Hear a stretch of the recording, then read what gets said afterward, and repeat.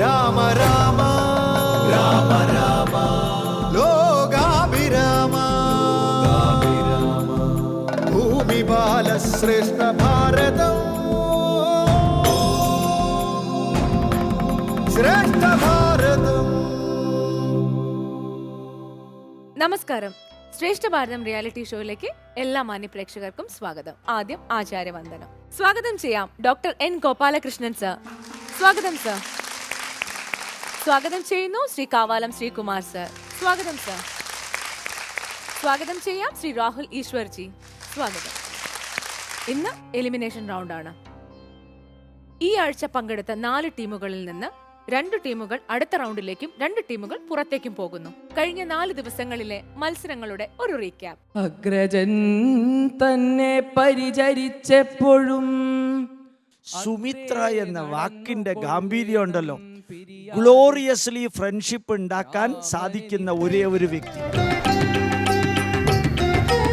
അഗ്രജൻ തന്നെ പരിചരിച്ചെപ്പോഴും അച്ഛന്റെ സത്യത്തെ രക്ഷിച്ചുകൊള്ളുവാൻ ഞങ്ങൾക്ക് ശക്തിയുണ്ട്. സത്കർമ്മം കൊണ്ടേ സത്സംഗം കിട്ടുമെന്ന് പറയാം.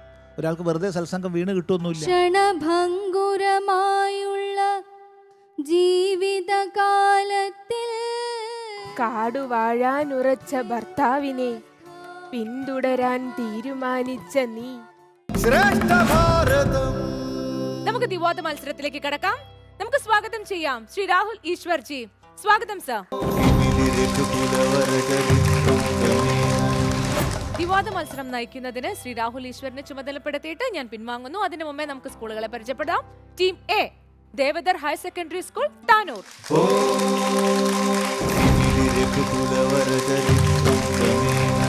Team B Amrita Vidyalayam Edappally Kochi.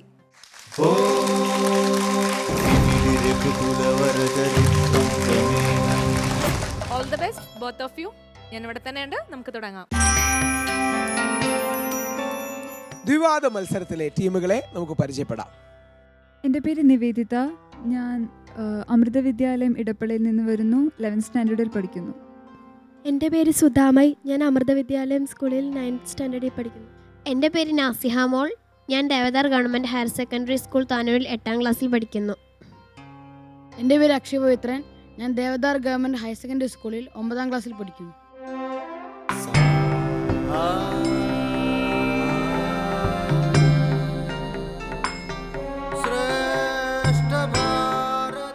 അപ്പം ഇത് ആ മുനിയുടെ ശാപം ന്യായീകരിക്കാൻ കഴിയുമെന്ന് പറയുന്ന ആരാ നിങ്ങളിൽ? അനുകൂലിക്കുന്നു.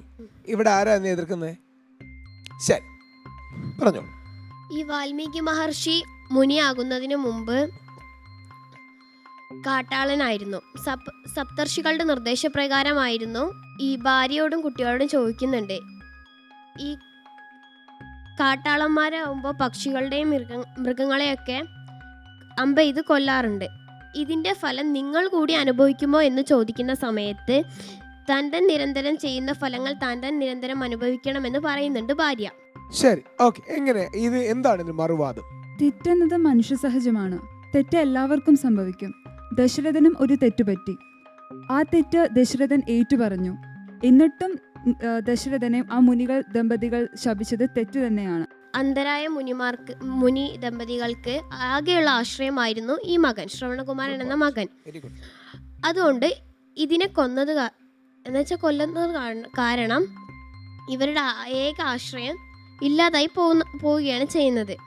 ഇതിനെ എങ്ങനെ ദശരഥന് പാപമോചനം നൽകിയിട്ടും കാര്യമില്ല, കാരണം അവരുടെ ആശ്രയം നിന്നുപോയി. നമ്മൾ ഇവിടെ ആലോചിക്കേണ്ട ഒരു കാര്യമുണ്ട്. ഇവിടെ തെറ്റ് ചെയ്തത് രാജാവാണ്. അയോധ്യാധിപതിയും ചക്രവർത്തിയും സർവാധികാരിയുമായ ദശരഥന് അവർക്ക് ഏത് തരത്തിലുള്ള ആശ്രയവും ഒരുക്കി കൊടുക്കാൻ സാധിക്കുമായിരുന്നു. എന്നാൽ ഇതെല്ലാം മറന്നുകൊണ്ട് ദശരഥനെ അവർ ശപിച്ചത് തെറ്റ് തന്നെയാണ്. രാജാവാണെങ്കിലും ശരി, തെറ്റ് ചെയ്യുന്നത് തെറ്റ് തന്നെയാണ്. അതുകൊണ്ട് അതിനെ ന്യായീകരിച്ചിട്ട് കാര്യമില്ല.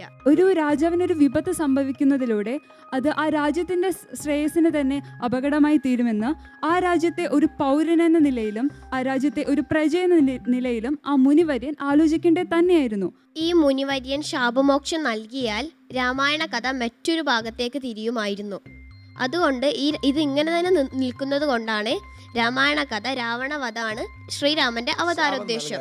അതുകൊണ്ട് ഇത് നടപ്പാകണമെങ്കിൽ ഈ കഥ ഇങ്ങനെ തന്നെ നിൽക്കണം. ദശരഥന് ലഭിച്ച ശാപം പുത്രശോകത്താൽ മരണമെന്നായിരുന്നു. പക്ഷേ ദശരഥൻ നഷ്ടപ്പെട്ടത് എല്ലാ തരത്തിലും സ്വന്തം കുടുംബമാണ്. മൂത്ത പുത്രൻ രാമൻ പോകുന്നു, ലക്ഷ്മണൻ അനുഗമിക്കുന്നു, പിന്നെയുള്ള ഭരതൻ നന്ദിഗ്രാമത്തിൽ പോകുന്നു. ഭരതൻ നന്ദിഗ്രാമത്തിൽ പോയെന്ന് പറയുന്നില്ലേ? പോയിട്ടില്ല.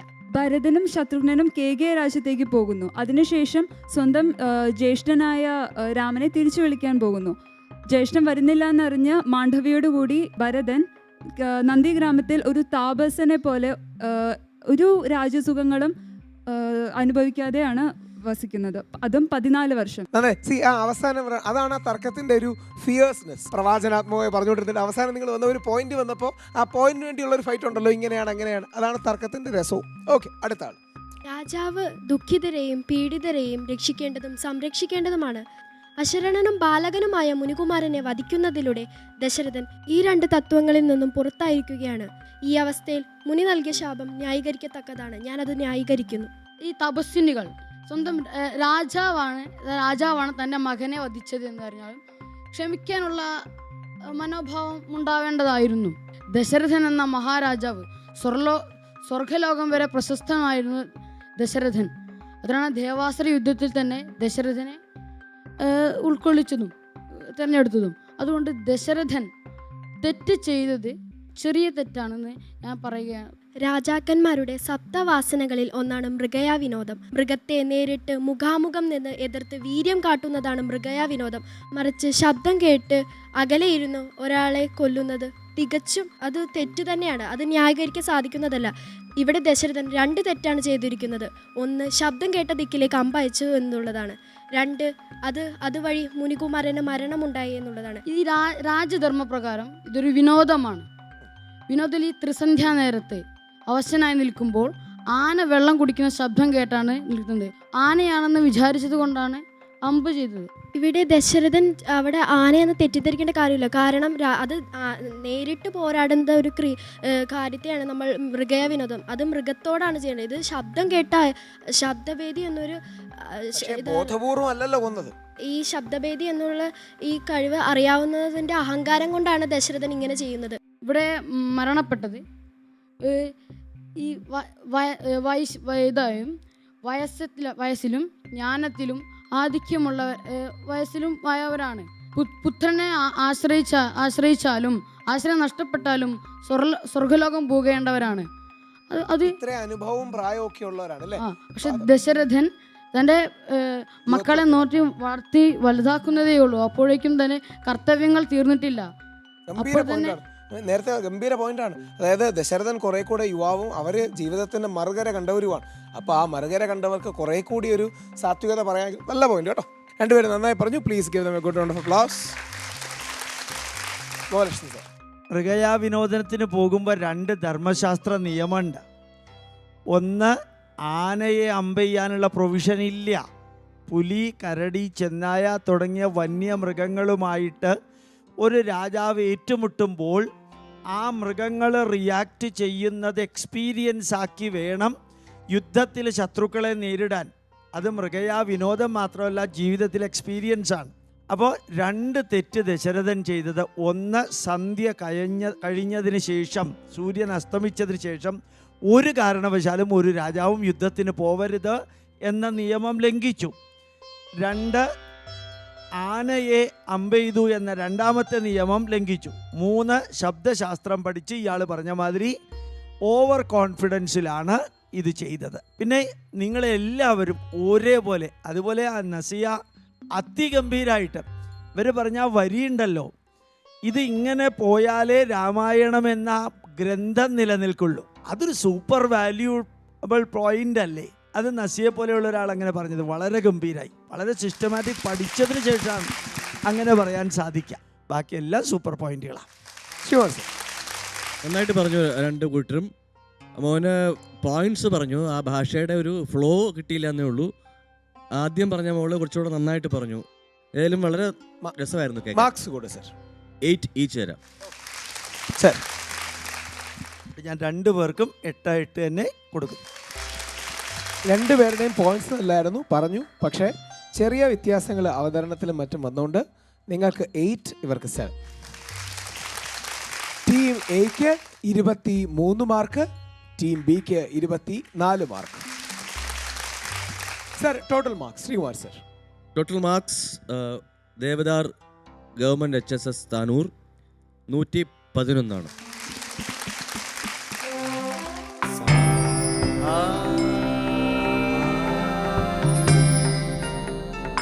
അമൃത വിദ്യാലയം എടപ്പള്ളി 136. ദേവദാർ ഗവൺമെൻറ് HSS ആണ് നമ്മളെ വിട്ടു പോകുന്നത്.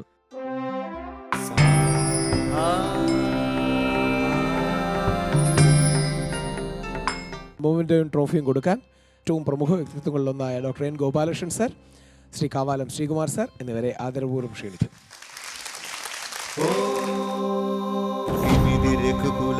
ചരിത്രം ക്രമേണ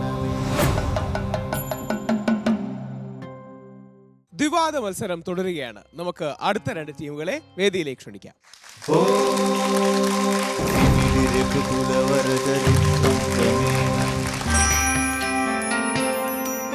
നമുക്ക് ടീമുകളെ പരിചയപ്പെടാം. ഞാൻ അനുപമ DR, ചിന്മയവേദിയിലെ ആറ്റുകാലിൽ 10ാം ക്ലാസ്സിൽ പഠിക്കുന്നു.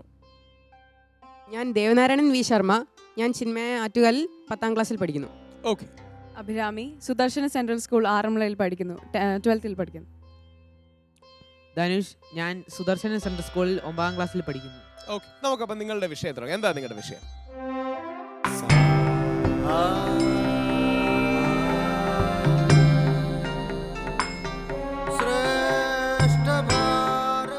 അപ്പൊ എന്താ മോൻ വാദിക്കുന്നത്? ഭ്രാതസ്നേഹം കൊണ്ടാണെന്നാണോ അതോ ജനവികാരം കൊണ്ടാണെന്നാണോ? ജനവികാരത്തെ പേടിച്ചുകൊണ്ട് മാത്രമാണ് ഭരതൻ ഇങ്ങനെ ഒരു പ്രവൃത്തി ചെയ്തത് എന്നാണ് എൻ്റെ വാദം. ഓക്കെ, അപ്പൊ ആരാ നിങ്ങളുടെ സൈഡിൽ നിന്ന് അത് സഹോദര സ്നേഹം കൊണ്ടാണെന്ന് വാദിക്കുന്നത്? ശരി, അപ്പൊ ഇവിടെ നിന്ന് തുടങ്ങാൻ നോക്കാം. ആദ്യം 4 കൊടുക്കാം, എന്നിട്ട് എഗൻസ്റ്റിലേക്ക് വരാം. ശരി, തുടങ്ങിക്കോളൂ. ഭരതന് രാമനോട് സ്നേഹമുണ്ടെന്ന് തെളിയിക്കാൻ നിരവധി തെളിവുകളുണ്ട്. കൈകയുടെ ദുർബുദ്ധി അറിഞ്ഞ ശേഷം ഭരതൻ കൈകയോട് പരുഷമായാണ് പെരുമാറിയത്. പിന്നീട് മന്ദരയാണ് ഇതിൻ്റെ പിന്നിലെന്നറിഞ്ഞപ്പോൾ മന്ദരയോടും കുപിതനായി. രാമനെ അയോധ്യയിലേക്ക് തിരിച്ചു വിളിക്കാനായി ഭരതൻ കാട്ടിലേക്ക് പോയപ്പോൾ രാമൻ 14 കൊല്ലം കഴിഞ്ഞ് തിരിച്ചു വരൂ എന്ന് നിലപാടെടുത്തുകൊണ്ടാണ് പാതുകവുമായി അയോധ്യയിലേക്ക് തിരിച്ചുപോയത്. എന്നാൽ പാതുകം സിംഹാസനത്തിൽ വെച്ച് രാമപ്രതിനിധിയായാണ് അവിടെ രാജ്യം ഭരിച്ചത്. ഭരതൻ ഒരു സൂത്രശാലിയായിരുന്നു എന്നുള്ളത് നമുക്ക് ചെറുതായി കാണാൻ പറ്റുന്നതാണ് രാമായണത്തിൽ തന്നെ. ഭരതൻ സൂത്രശാലിയാണെന്നുള്ളത് നമുക്ക് രാമായണത്തിൽ കണ്ടാൽ അറിയാവുന്ന എവിടെ കണ്ടാൽ ഞാൻ പറഞ്ഞു വരുന്നത് അത് തന്നെയാണ്. അതായത് ഭരതൻ ജനങ്ങളുടെ കണ്ണിൽ പൊടിയിടാനും ജനങ്ങളുടെ മുമ്പിൽ തന്നെ പ്രതിച്ഛായ കാക്കാനും വേണ്ടി മാത്രമായിരിക്കത്തില്ലേ ഭരതൻ ഇത്തരം പ്രവൃത്തികൾ ചെയ്തത്. കാരണം ഭരതൻ അവിടെ ചെന്ന് രാമനെ കാണുന്നു. എന്നാൽ രാമന്റെ ദൃഢനിശ്ചയം കൊച്ചുനാൾ മുതലേ കണ്ടുവരുന്ന ഭരതൻ എന്നാലും അവിടെ പോയി കണ്ടു. കാണേണ്ട തന്നെ ആവശ്യം എന്തായിരുന്നു? അതിൽ നിന്ന് തന്നെ നമുക്ക് മനസ്സിലാക്കാൻ പറ്റുന്നില്ലേ ഭരതന്റെ മനസ്സിൽ എന്തോ ഒരു ഗൂഢാലോചന ഉണ്ടായിരുന്നു. ഗോപാലകൃഷ്ണൻ സാർ അറിഞ്ഞ വാൽമീകി രാമായണത്തിലോ എഴുത്തച്ഛ രാമായണത്തിലോ ഇങ്ങനെ ഭരതന്റെ ഒരു ഇതില്ല. സാറൊന്നും ഞെട്ടി. സൂത്രശാലിയായ ഭരതൻ. പക്ഷേ എന്നിട്ടും നന്ദിഗ്രാമത്തിൽ ഭരതൻ അവിടെ പാചകം വെച്ച് പൂജിച്ച് അവിടെ കഴിയുമായിരുന്നു. അപ്പൊ അതോ രാമന് വേണ്ടി ആണ് ഭരിച്ചത്. എന്നാലും തീരുമാനമെടുക്കാനുള്ള ഒരു അധികാരം, അതായത് ഭരണം ഭരതന്റെ കയ്യിൽ തന്നെയല്ലേ. ആ ചെരുപ്പൊരു മുഹമൂടിയായിരുന്നു എന്ന് വേണമെങ്കിൽ പറയാം. ശരി, നോക്കാം. അപ്പൊ സൂത്രശാലിയായ ഭരതൻ ഈ ചെരുപ്പുകളെ അടക്കം പാതുകങ്ങളെ ഒരു മുഖംമൂടിയാക്കി വെച്ച് ഇനി എനിക്കെതിരെ ജനരോഷം വരില്ല എന്നൊരു ഡിഫൻസ് ഉണ്ടാക്കി ഭരതൻ തന്നെ അധികാരിയായില്ലേ? എന്നിട്ട് എങ്കിൽ ഭരതന് രാജകൊട്ടാരത്തിൽ ജീവിക്കാത്ത സ്വന്തം ജ്യേഷ്ഠൻ ജീവിക്കുന്ന പോലെ തന്നെ ഋഷിയെ പോലെ ജീവിച്ച് നന്ദിഗ്രാമത്തിൽ താമസിച്ചു എന്നതാണ് ഒരു വ്യത്യാസം. ശ്രീരാമനെ പോലെ തന്നെ സർവസംഘ പരിത്യാഗി എന്നൊക്കെ വിളിക്കാൻ കഴിയുമെങ്കിൽ അങ്ങനെയാണ് ഭരതനും ജീവിച്ചത്. എന്റെ ഒരു അഭിപ്രായം ശക്തമായിട്ട് പറയണം. അഭിപ്രായം പറഞ്ഞാൽ പോലെ അഭിപ്രായം സ്ഥിരീകരിക്കണം. എന്നാൽ ഞാനിത് ഇപ്പൊ തന്നെ സ്ഥിരീകരിക്കുന്നു. ജനങ്ങളുടെ വികാരം രാമന്റെ ഒപ്പമാണ്. അതായത് രാമൻ അനുഭവിക്കാത്ത സുഖങ്ങൾ ഭരതൻ അനുഭവിച്ചാൽ ജനങ്ങൾ തന്നെ ഭരതനെതിരെ ഉയരത്തില്ലേ? അന്നത്തെ കാലത്ത് ധർമാധിഷ്ഠനെ അല്ലാത്ത ഒരു രാജാവിനെ മാറ്റുന്നത് ജനങ്ങൾ തന്നെയാണല്ലോ. അപ്പോൾ അത് അങ്ങനെ ഒരു പ്രതിസന്ധി ഉയരാതിരിക്കാൻ വേണ്ടിയായിരിക്കാം ഭരതൻ ഇത്തരം അടവുകൾ ഇറക്കിയത്. ഭരതൻ സൂത്രശാലിയാണ്, ഭരതൻ ശരിയല്ല, ഭരതൻ ഈ അടവുകാരനാണെന്നൊക്കെ പറയുന്നതിനപ്പുറം ഭരതന്റെ മുൻകാല ചരിത്രത്തിൽ എവിടെയും അങ്ങനെയില്ല, അതിനുശേഷമുള്ളതില്ല. ഭരതൻ എങ്ങനെ സൂത്രശാലിയാന്ന് പറയുന്ന താങ്കളുടെ ഈ ദുരാരോപണം മഞ്ഞ കണ്ണുള്ളവനെല്ലാം മഞ്ഞയായി കാണുന്നത് പോലെയല്ലേ? നാം അതുവരെയുള്ള ഒരു രാമായണം നോക്കിയാൽ ഭരതൻ ഇത്രയും ദീർഘകാലത്തേക്ക് തന്റെ അമ്മാവനായി യുദ്ധാജിത്തിന്റെ വീട്ടിൽ പോയതായി നമുക്ക് കാണാൻ പറ്റില്ല. കാരണം രാമന്റെ പട്ടാഭിഷേക സമയത്ത് ഭരതൻ യുദ്ധാജിത്തിന്റെ വീട്ടിലായിരുന്നു.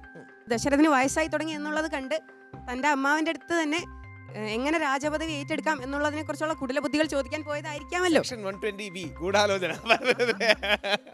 വിടുക കേട്ടോ, നന്നായി. അത് ശരിയാണെന്നല്ല, പക്ഷെ ആ വാദിക്കുന്ന രീതി വളരെ രസമായിട്ടുണ്ട് കേട്ടോ. ശരി, ഓക്കെ. ഒരു പോയിന്റ് കൂടെ എനിക്ക് പറയാനുണ്ട്. അതായത് ദശരഥൻ ഭരതൻ ഇല്ലാത്ത സമയത്ത് തന്നെ എന്തുകൊണ്ട് രാമന്റെ പട്ടാഭിഷേകം തീരുമാനിച്ചു? അതും രാമന്റെ സഹോദരനും കൂടെയാണ്. ഇതിൽ നമുക്ക് ഭരതനെ ദശരഥന് സംശയം ഉണ്ടായിരുന്നു അല്ലേ? അത് തന്നെ നേരത്തെ പറഞ്ഞത് തന്നെ 2 വർഷം തടവിനുണ്ട്, ഇതും കൂടി ചേർത്താൽ 3 വർഷം തടവോ. യഥാർത്ഥത്തിൽ ദേവനാരായണൻ പറഞ്ഞു കഴിഞ്ഞാൽ എനിക്ക് ശരിക്കും ഭരതനൊരു പ്രശ്നക്കാരനാണല്ലോ, അങ്ങനെ തോന്നിക്കാൻ കഴിയുന്നതാണ് ആ വാദഗതിയുടെ മിടുക്ക് കേട്ടോ. ഇയാളെ കൊണ്ട് തന്നെ മറിച്ച് അതാണ് ടേൺ കോട്ട്. ഓലർ സാർ സൂചിപ്പിച്ചതുപോലെ ഈ പറഞ്ഞ ആളെ കൊണ്ട് തന്നെ എതിർവാദം പറയിക്കുന്നതാണ് ടേൺ കോട്ട്. ശരി, മോളുടെ തുടങ്ങാം.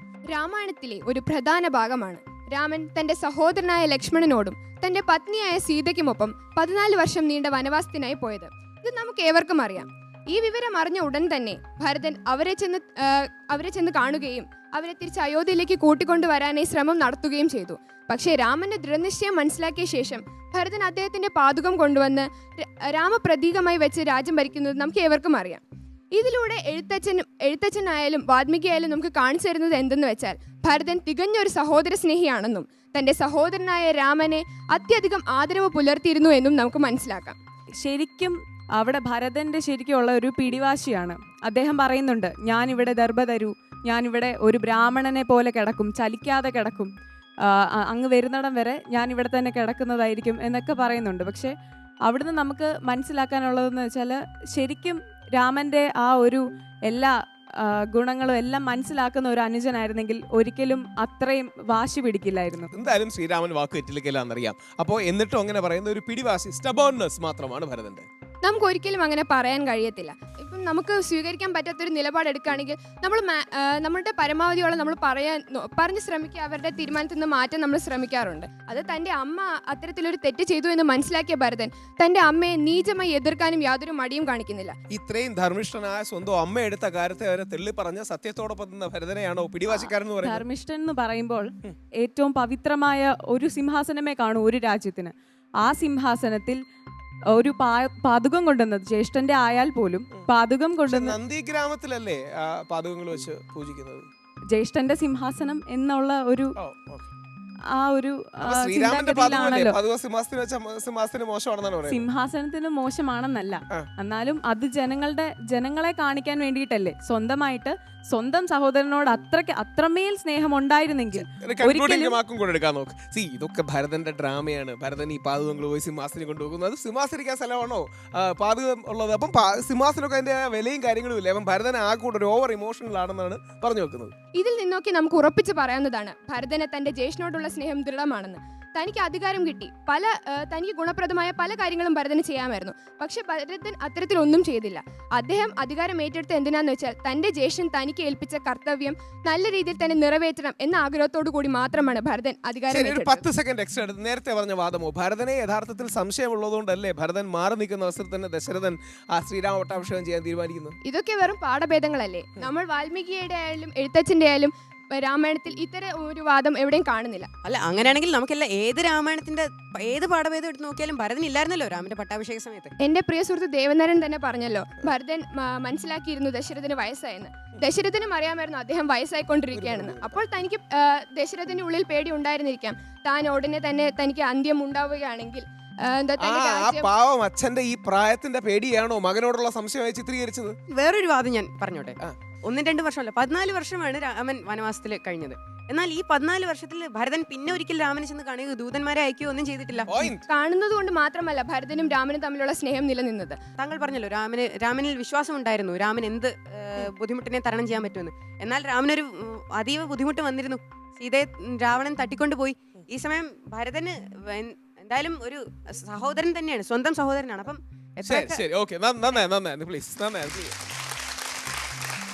ചിന്തിക്കാത്തൊരു ആംഗിളിൽ നിന്ന് മറ്റൊരു ദുരുദ്ദേശം ഭരതനുണ്ട് എന്ന് പറയാൻ കഴിയുന്നതാണ് വാദത്തിന്റെ മിടുക്ക്. അങ്ങനെയല്ല ഭരതൻ, പക്ഷേ മിടുക്കൻ. ഭരതൻ ഇത് കേൾക്കാതിരിക്കട്ടെ. ശരി, വളരെ നന്നായി വരും. Please give them a good round of applause please. Shreshtha Bharatam കമന്റ്സിലേക്ക് മാർക്കിലേക്ക് Sreekumar sir. ഇതിൽ പിന്നെ ചിന്മയ ആറ്റുകാൽ അതിഗംഭീരമായിട്ട് നിങ്ങൾ രണ്ടുപേരും പെർഫോം ചെയ്തു. പെട്ടെന്ന് എനിക്ക് രാഷ്ട്രീയ മേഖല ഓർമ്മ വന്നു. അവർ ഈ ഒരു ഭരണപക്ഷം ചെയ്ത ഒരു നല്ല കാര്യത്തിന് വളച്ചൊടിച്ച് വളരെ മോശമായി ചിത്രീകരിക്കുന്ന ഒരു പ്രതിപക്ഷത്തിന് പെട്ടെന്ന് ഓർമ്മ വന്നുപോയി. രാജ്യത്തിൻ്റെ അവസ്ഥ അങ്ങനെയാണല്ലോ.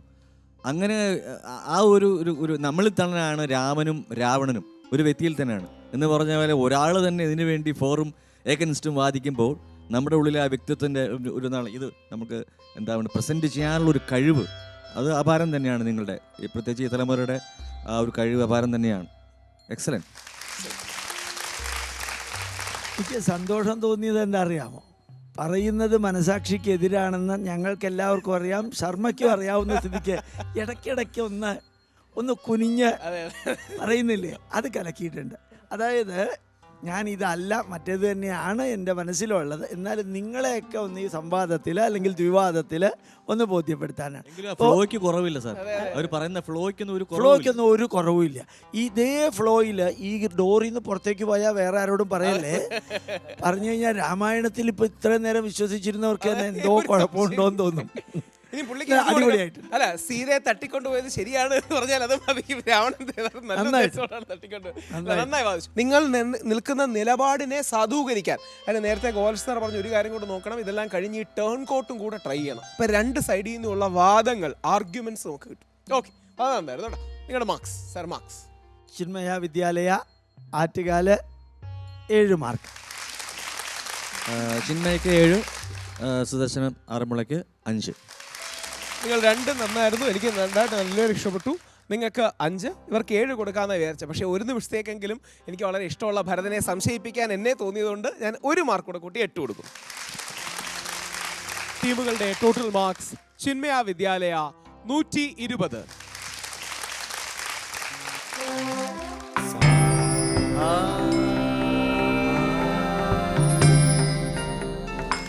സുദർശന സ്കൂൾ 98.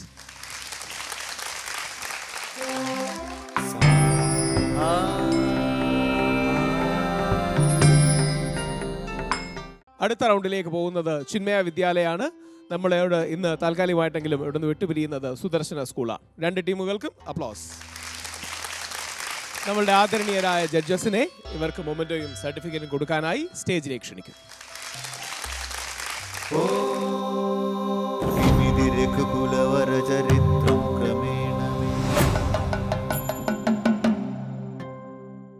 ശ്രേഷ്ഠ ഭാരതം മഹത്തരമായ ഒരു സാംസ്കാരിക ദൗത്യമാണ്. നമ്മുടെ ചരിത്രത്തിൻ്റെ, പുരാണങ്ങളുടെ കാഴ്ചകളിലൂടെ, കാഴ്ചപ്പാടുകളിലൂടെ, ഉൾക്കാഴ്ചകളിലൂടെ നമ്മുടെ ഒരു തലമുറയെ വളർത്തിയെടുക്കുക എന്നുള്ള ദൗത്യം. മറ്റൊരു എപ്പിസോഡിൽ നമുക്ക് വീണ്ടും കാണാം. Costume courtesy for Nitya Das, Ethnic Weaves, accessories for Nitya Das, Alfonsa.